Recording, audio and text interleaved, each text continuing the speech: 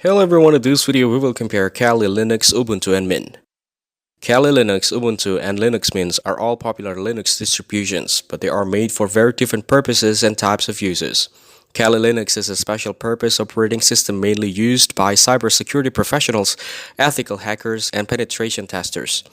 It comes packed with tools for security testing, digital forensics, and ethical hacking.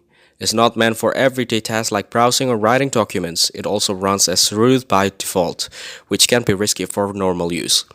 So unless you're specifically doing security work, Kali is not the right choice for daily use. Ubuntu is general purpose Linux distro and one of the most widely used. It's great for both beginners and advanced users. It has a modern design and strong community support and a large software library. It's used for everything from personal computers to servers and development work. It's reliable, gets regular updates, and works well out of the box. However, its GNOME desktop might feel a bit unfamiliar to people coming from Windows.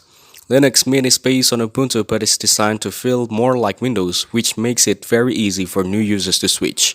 It uses the Cinnamon desktop by default, which looks traditional and simple to navigate. Mint is also known for being lightweight, fast, and easy to use. It comes with important apps pre-installed and has fewer background services running, which means better performance on older hardware. In short, use Kali Linux only if you're doing security or ethical hacking work. Choose Ubuntu if you want a stable, flexible system with a modern interface. Go for Linux Mint if you're new to Linux and want something easy, familiar, and light. For everyday use, Linux Mint is usually the best choice for beginners. Ubuntu is great for middle ground, and Kali is only for advanced users doing cybersecurity tasks. Thanks for watching. Make sure to like and subscribe for more content like this.